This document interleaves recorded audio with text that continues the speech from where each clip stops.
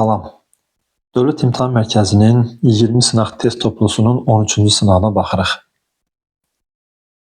Günəşin zenitdə olduğu ölkələr. Bunun üçün tropik xəttin üzərindən keçdiyi ölkələri seçmək lazımdır. A variantında Türkiyə tropik xətti görmür. B variantında Kanada tropik xətti görmür. C variantında isə həm Kenya, həm də Hindistan tropik xətti görür. Ona görə də C variantı doğrudur. Xəritə sxemə əsasən fiziki aşınma prosesinin fəal olduğu əraziləri müəyyən edək. Fiziki aşınma olması üçün temperatur fərqi çox olmalıdır. Buna da biz Qobustan zonasını, Ceyrançıl zonasını və Naxçıvan ərazisini götürə bilərik. 1, 2, 5 cavab Y variantı. Sxemdə təsvir olunmuş çökəkliyin dərinliyini hesablayaq və kəsmə yüksəkliyi 150 metr olduğunu nəzərə alaq.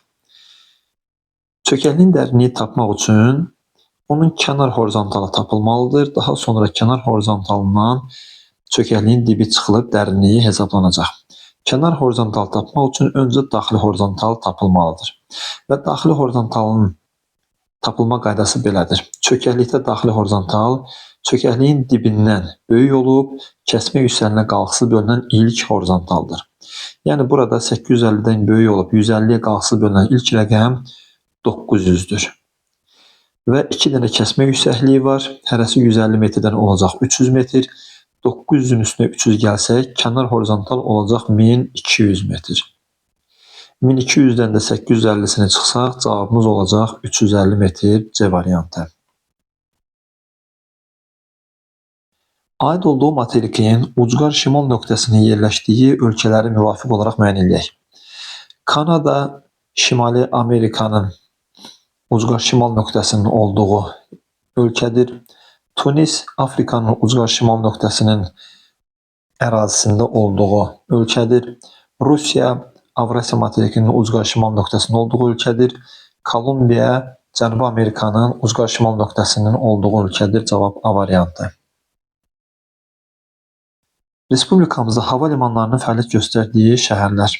A variantında Balakən şəhərində hava limanı yoxdur. B variantında olan şəhərlərin hər üçündə hava limanı var. Yəni cavab B variantı. Hindçin yarımadası üçün səciyyəvi olan xüsusiyyətləri müəyyən edək. Şərq sahilləri Hind okeanı suları ilə yuyulur şərti yanlışdır. Onun şərq sahilləri Sakit okeanla yuyulur. Birinci şərt yanlışdır və birinci şərtin olduğu variantları silirəm. Ərazisində qalay Wolfram qurşağı yerləşir. İkinci şərt doğrudur. Yağıntılı mövsüm ilin soyuq dövründə deyil, isti dövründədir. Belə ki, bu ərazilər musson rejimlidir. Musson rejimli ərazilər isə yay aylarında yağıntılı olur. Üçüncü şərtin verildiyi variantda silirəm. Savanna və seyrə meşələr təbii zonası yayılmışdır şərti doğrudur. Mekong düzənliyində çəltik əkini sahələri üstünü təşkil edir. Bu şərtdə doğrudur. 2, 4, 5 cavab Y variantı. Ölkənin ixrac etdiyi məhsulun dəyəri 45 milyard dollar, idxal etdiyi məhsulun dəyəri isə ixrac etdiyi məhsulun dəyərinin 60%-ni təşkil edir. Bu ölkənin xarici ticarət dövriyyəsini müəyyən edək. Bildiyimiz qədər bir ölkənin ticarət dövriyyəsi onun ixrac və idxalının cəmidir. Saldo isə, ticarət balansı isə ixrac və idxalın fərqidir. Burada ticarət dövriyyəsi soruşulduğu üçün biz bu rəqəmlərinin cəmini axtaracağıq. Əgər ixrac 45 milyard dollardır və idxal isə onun 60%-dir, 45-in 60%-i eləyir 27 milyard. Onların cəmi isə eləyir 72 milyard. Yəni cavab D variantı. K ölkəsində əhalinin sayı 35 milyon nəfər, illik təbii artım isə 140 min nəfər təşkil edir. Bu ölkədə 1000 nəfərə düşən təbii artımı hesablayaq və onunla eyni təbii artım tipinə malik olan ölkələr müəyyən edək. Əgər 35 milyon nəfərə 140 min artım varsa, görək 1000 nəfərə nə qədər olar? 1000 nəfərə təbii artım burada cəmi 4 nəfər olacaq. Əgər illik 1000 nəfərə təbii artım 12-dən azdırsa, bu əsasən əhalinin artımının birinci tipi olduğu inkişaf etmiş ölkələrə aid edilə bilər. 4 rəqəmi C və Y variantlarında var və bu tipdə ola biləcək ölkələr Avropa ölkələri və Amerika götürülə bilər. Cavab Y variantı. Gəncə Qazax düzünü Qarabağ düzündən fərqləndirən xüsusiyyət. Kür çökəkliyi təbii zonasına daxildir. Hər ikisi xarici ölkə ilə sərhəd mövqeyə malikdir. Şərti isə yalnızca Gəncə Qazaxa aiddir. Qarabağ düzünün xarici ölkəyə çıxışı yoxdur. Qırğızstan Respublikasına aid olan xüsusiyyətləri müəyyən edək. Pambıqçılıq təsərrüfatı aparıcı sahədir şərti yanlışdır.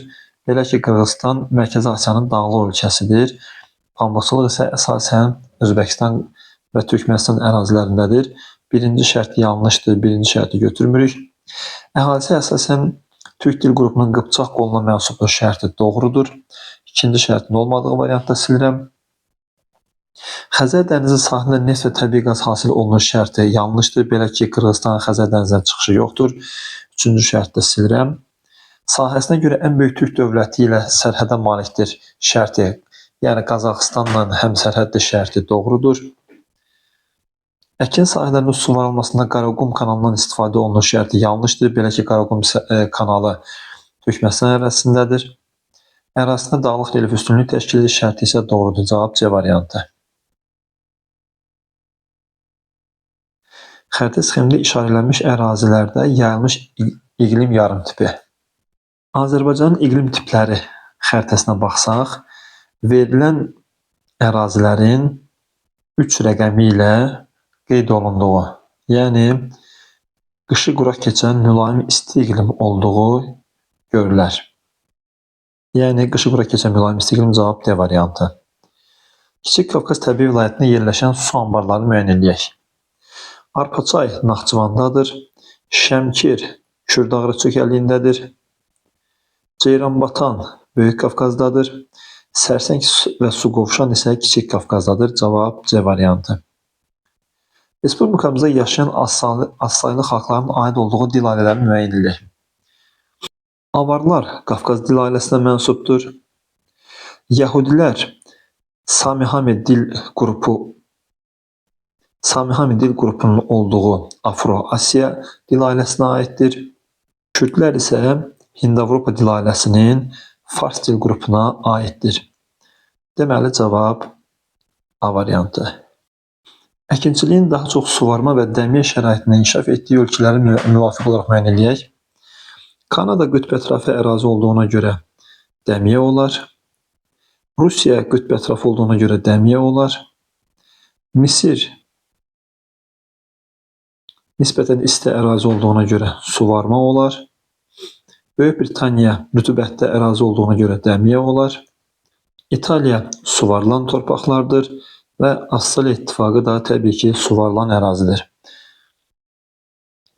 Birinci 3-5-6, ikinci 1-2-4 cavab Y variantı.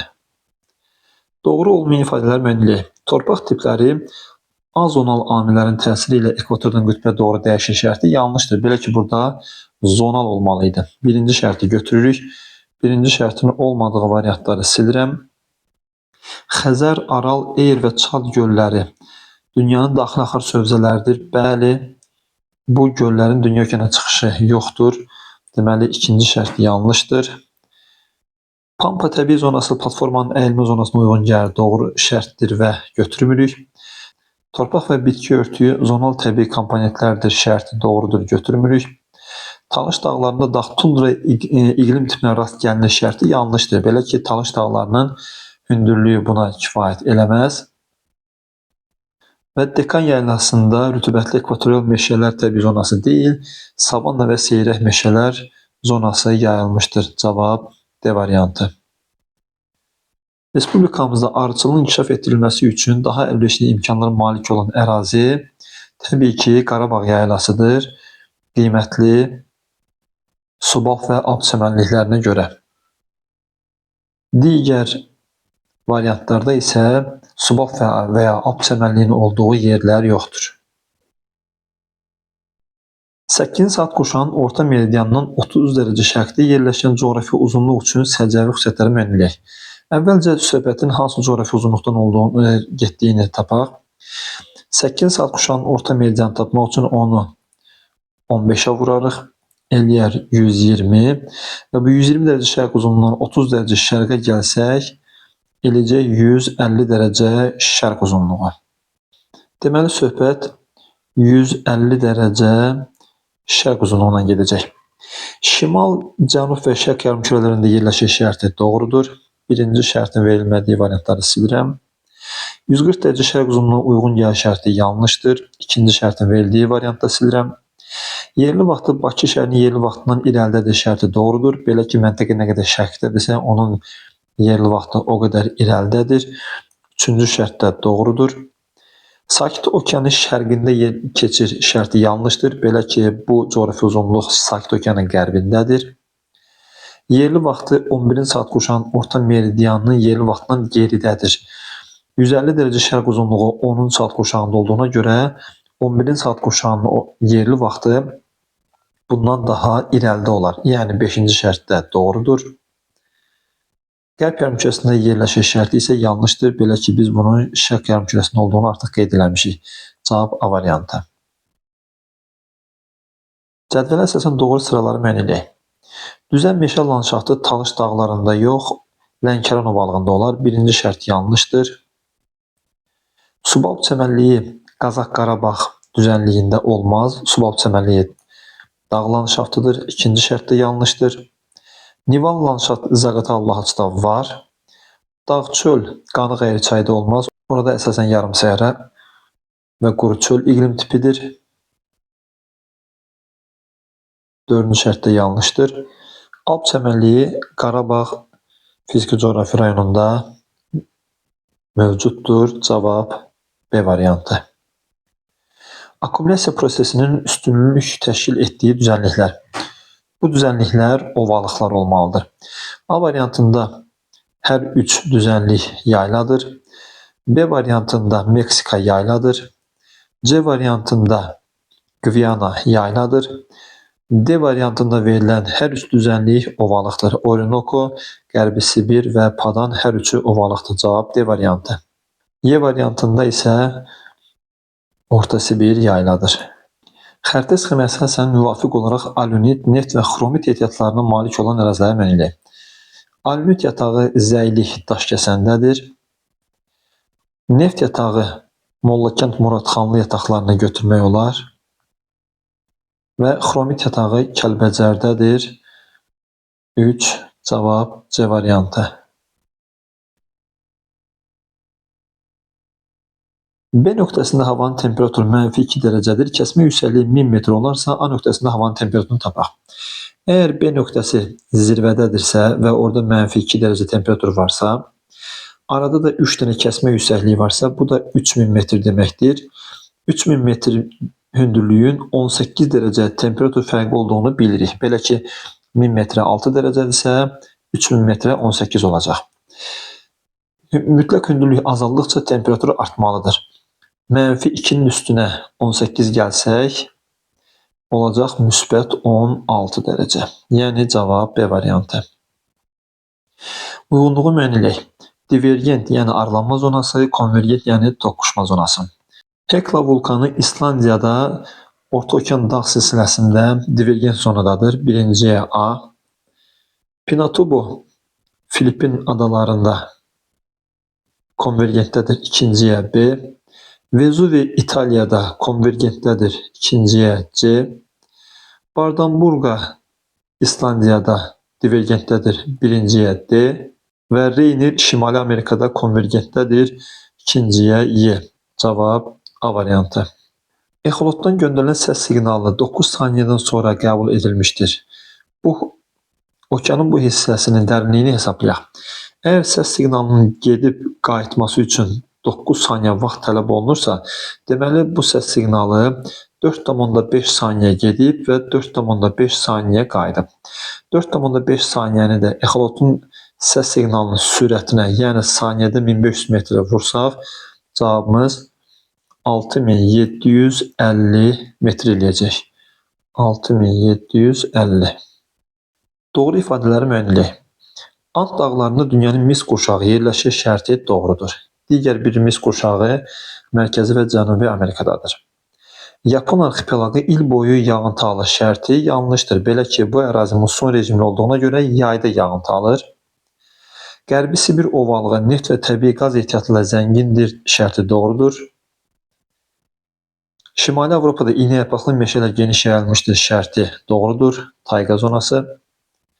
Appalas daş kömür hövzəsi Şimali Amerikada yerləşir şərti doğrudur. Şimali Afrika zəngin almaz ehtiyatına görə fərqlənir şərti yanlışdır. Belə ki, almaz Afrikanın cənubunda, çökmə mənşəli faydalı qazıntılar isə şimalındadır. Deməli cavab 1, 3, 4, 5. Xəritə sxemə əsasən 2 və daha çox daxili dənizə birbaşa çıxışı olan ölkələri müəyyən edək. Böyük Britaniyanın daxili dənizə çıxışı yoxdur. Bir rəqəmi ilə onun Şimal dənizinə və İrlandiya dənizinə çıxışı var. İrlandiya dənizi adalararası dənizdir. Şimal dənizi isə kənar dənizdir. 2 rəqəmi ilə İtaliyanın Aralıq dənizi daxilindəki dənizlərə, yəni Aralıq dənizinin özü, Adriatik, Tirren, Liguriya, İon dənizlərinə bu ərazidə çıxışı var, yəni 2. 3 rəqəmi ilə Norveç ölkəsinin daxili dənizə çıxışı yoxdur.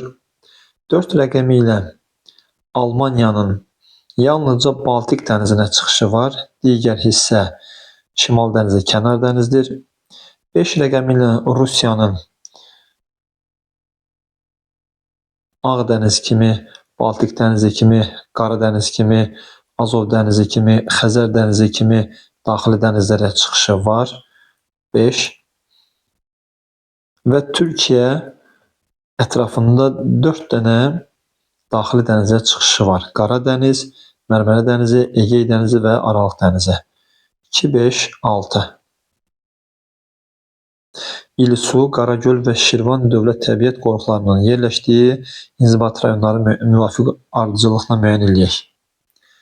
Milli parklar, qoruqlar və yasaqlıqlar xəritəsinə baxsaq görərik ki, İlsu Qaxdadır. Şirvan Salyandadır. Və Qaragöl Laçındadır. Yəni müvafiq olaraq Qax, Laçın və Salyan. Uyğunluğu müəyyən edək. Gəncə, Daşkəsən, Qarabağ və Quba Xaçmaz iqtisadi rayonlarına aid olan xüsusiyyətlər. Neft və təbii qaz hasilatı həyata keçirilir. Quba Xaçmaza aid olar, yəni Siyəzən rayonunda. Sahəsinə görə ən böyük iqtisadi rayondur şərti Qarabağa aiddir.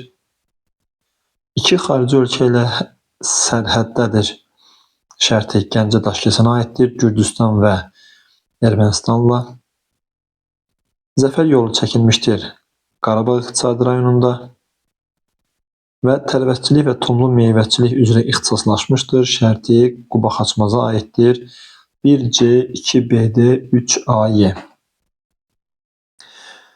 Fərqli mövsümlərdə təsvir edilmiş təbii zona bir çox ot yeyən və yırtıcı heyvanların məskənidir. Bununla yanaşı, bu təbii zona insanlar tərəfindən ən çox mənimsənilmiş ərazilərdən biridir. Burada rütubətli mövsümdə canlanan, quraq mövsümdə isə həyatın durma nöqtəsinə gəlib çatdığı subekvatorial, tropik, savanna zonaları göstərilib. Verilənlərə əsasən təbii zonanı və onun yayıldığı materikləri müəyyən edək. Təbii zona savanna və seyrək meşələrdir. Materiklər isə Antarktidadan başqa digər bütün materiklər. Avrasiya, Afrika, Avstraliya, Şimali Amerika və Cənubi Amerikada bu təbii zona var. Verilənlərə əsasən cədvəli tamamlayaq. Təbii zonanın yerləşdiyi iqlim qurşaqları əsasən subekvatorial, qismən tropik və subtropik. Əraziyə daxil olan hava kütlələri savanna zonasının ətrafında ekvatorial və tropik iqlim qurşaqları olduğuna görə elə ekvatorial və tropik hava kütlələri də bura daxil olur. Rütubətli və quraq dövr. Rütubətli dövr yaydır. Çünki yayda ekvatorial hava kütlələri gəlir. Quraq dövr isə qışdır. Çünki quraq dövrdə, yəni qış vaxtı bura tropik hava kütlələri gəlir. Təbii və antropogen amillər nəticəsində təbii zonada hansı qlobal problemlər yaranır? Təbii proseslər zamanı burada səhralaşma baş verir. Təbii ki, səhralaşma quraqlığın nəticəsidir. Biomüxtəliflik azalır. Yəni, canlı aləmin növ tərkibi azalır və antropogen təsir nəticəsində, yəni insanların təbiətdən kör təbii istifadəsi nəticəsində torpaqların eroziyası baş verə bilər. Hər kəsə uğurlar.